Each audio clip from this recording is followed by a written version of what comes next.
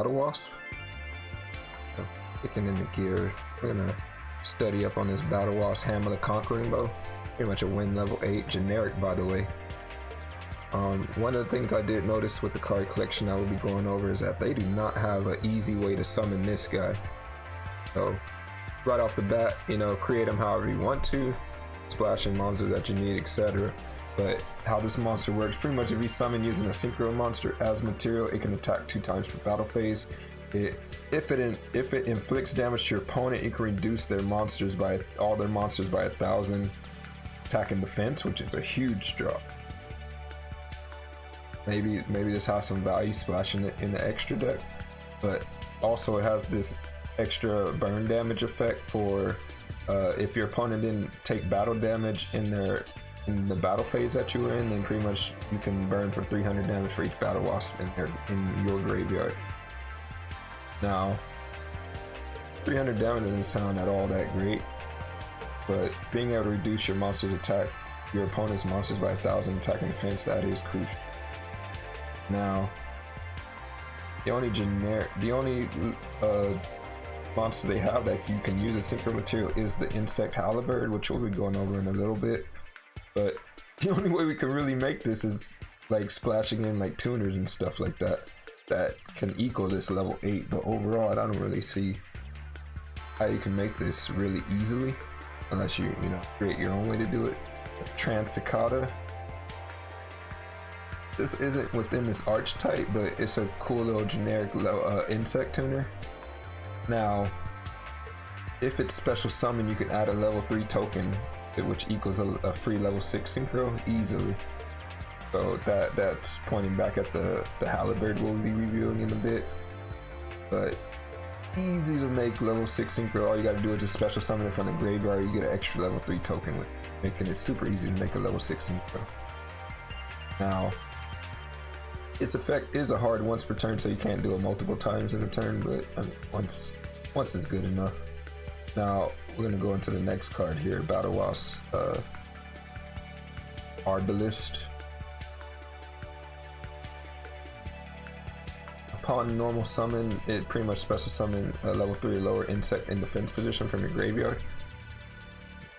Now, first card I think of, it's super easy to bring back the tuner we were talking about with the rapid fires effect. So that actually equals a level 10 synchro, but pretty much this would trigger the insect tuner's effect to put a token on the field. So you technically get an instant level 10, but you'll probably most likely be doing a 6 in this deck. Now, if it's destroyed by opponent's card, battle or card effect, you can summon a Battlewasp monster from your hand or deck. So good way to cycle itself. Summoning Swarm, this seems like the initiator of this deck, which helps it make big plays and whatnot. So as we dive more into these cards, what this one does, you can target a level 4 lower Battlewasp monster in your graveyard equal to the number of monsters opponent controls. So if they have a maximum 3, you could summon up to a maximum of 3. Fortunately, this card is once per turn, but I think that balances it. But only insects can be special summoned from the extra deck during the turn this card is played. So I'm assuming this sets up big swarms, it sets up big synchro plays. So having that many Battlewasp in your graveyard seems like it's going to be like a mid to late game strategy. I can definitely see you running multiples of this card if you're able to set up huge synchros like that. 1 for 3. Say your opponent had 3 monsters and you're able to play 1 for 3. That is an amazing boost. So let's explore this archetype some more as we go into the normals. And here we have it, our boy Battlewasp Halberd the Charge. Seems like the easiest synchro to make in this deck, pretty much level 6, so you can summon it easily with the Trans Cicada. So this one requires an insect tuner and then any other non-tuner monster. But once per turn while it attacks, it can have an opponent's monster who's equal to a greater attack during damage calculation. So first thing I see here, damage calculation is super crucial, so you're able to cut them in half after they respond to certain things. So you can kind of whittle your way around those Alistairs and any other annoying damage step plays and not have to waste cards in the process, right? They use their effect, they get their pump, and then damage calculation happens, and then you cut them in half. So any application of attack power they want to add during the damage step, you're going to catch that. You're going to catch them slipping. And also, if he inflicts damage, you get like an extra 200 damage for each Battlewasp you control. It seems like all these Battlewasps have this little secondary effect of just tagging on some burn damage on top.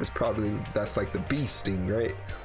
So this card seems a little bit more interesting than the level 8 synchro, to be honest. Being able to cut a monster in half when you battle it, I would rather run this, honestly. A Battlewasp pin the bullseye. I'm noticing that, you know, as long as you control another insect monster, you can special summon it from your hand. Once per turn during your main phase, you can inflict 200 damage for each pin the bullseye you control, so another sting. But level 1 special summonable does not really sound that great to me, except if you set up synchro plays, but we already do that with the 18 hitter and the Transcicada. So what does this introduce to the deck that's so different? It's level 1, it's weak, it seems pretty useless, honestly. Not a fan of the pin the bullseye, but I'm more of a fan of the level 4. Let's see if Battlewasp Twin Bow can change my mind. So another monster who can be special summoned once per turn if you control another insect. Upon his special summon, it limits you to being able to only summon insect type monsters. You can only use its effect of it once per turn, but it also can make a second attack during each battle phase. With such a weak attack, I can't really see this card as viable. Very weak, it doesn't contribute to the synchro. Like I feel like the Transcicada with the other level 4 Battlewasp is more than enough for this deck, because all of those can equal the Halberd. So overall, this archetype is pretty weak sauce in my opinion. Predaplants, let's go, boy. Let's get this review going. So Predaplants, let's talk about their boss monster, and then also a UR of this set. Predaplant Chimera Rafflesia. Easily summonable with one Predaplant monster and a dark monster. Its effect, he has multiple, so let's get these out the way. Targeting, it's able to target one monster on the field with the equal to or lower level and banish it. So anything level 7 or lower, you're banishing it. It has to be face up, but I mean that's not really a limitation, that's fair. Now you can also his secondary effect, when an attack involves this monster plus an opponent's face up monster, you gain 1,000 attack while they lose 1,000 attack until the end of the turn, creating this 2,000 deficit. So you're able to get over really big monsters by either banishing them or attacking over them. His third effect, which is also pretty cool, when I've been talking about a lot of these major pay for yourself type of cards. So when he gets sent to the graveyard, this following standby phase, you can search a fusion card or a polymerization card from your deck to your hand. So first cards I thought of was Keeper of the Dragon Magic, because A, it's a dark monster, B, it can search any fusion card as well upon summoning and discarding a card. So he easily sets up a Chimera Rafflesia play while being able to search Neo's fusion. They both can search it, so this is looking like a really nice Neo's deck just right off the bat, right? Such a great card already. Predapractice. So the way this card works, pretty simple. Special summon a Predaplant from your hand and then add a Predap card from your deck to your hand. So you could special summon and you get a search, which is another card paying for itself, 1 for 1, nicely. But the downside to this card, can only special summon fusion monsters during the turn of this card's activation. So you are limited to only summoning fusion monsters, but I mean that's not stopping Neo, so this is perfect. So this seems like the initiator of the deck. So you want to open with and summon a Predaplant from your hand and then search whatever you need. So I like this card. This is good. This is good. Predaplant, Chlamydia Dawson. What this card does, any opponent's monster that you use, it turns them into dark, and then during the main phase you can fusion summon dark it's basically a walk-in polymerization that creates this on-field on-field effect that treats your opponent's monsters as dark if they have a predator counter. And if they have a predator counter, then you can also use them for fusion material. So he creates that condition. Very weak all around, but I mean, there's got to be more to this, right? And it's searchable with the Predapractice, so that's probably like the optimal card to search for, etc. You want it at all times. Spindamea.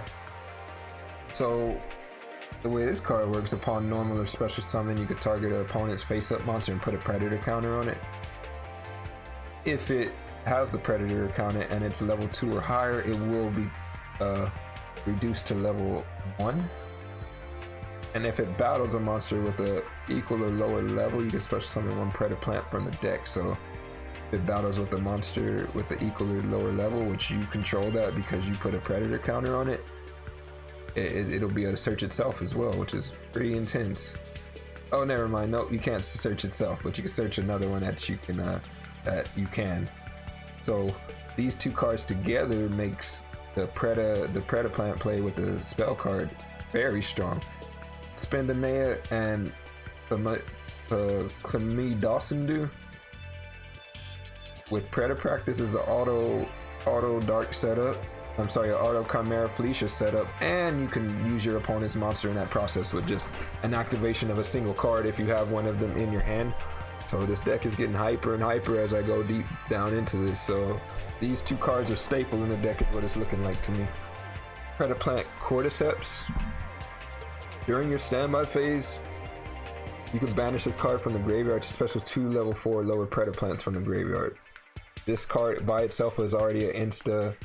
If you played the Predapractice and you did the combo that we talked about above, this already sets that up a second time. If you're able to toss it to the grave, you can use them as fusion material with the other monster's effects. So a couple of cards that easily set this up are doing a Predapractice play or doing a Neos fusion play, and you could toss Neos and then the Cordyceps. So Cordyceps is looking like a staple, especially in the Neos fusion version. It doesn't really do much more than that, except that you just want this card in the graveyard. With the Neos version specifically, if your opponent controls a monster with a predator counter, you can special summon this card from your hand. It's got a nice little 2400 booty. But if it's destroyed by an opponent's card effect, you can special summon a dark dragon or a dark plant from the graveyard. So you either reuse your Keeper of Dragon Magic or you reuse your Chimera of Felicia. So this is probably like a one of, I would say, because you don't want to break up your deck with the Neos. So definitely a cool way to reuse your cards. So I don't want to assume that this will be in that build, but it's definitely a cool little interaction with the Keeper. And I really expect Predaplants to pop off, and I'm super excited to try them out. I hope you guys are as well.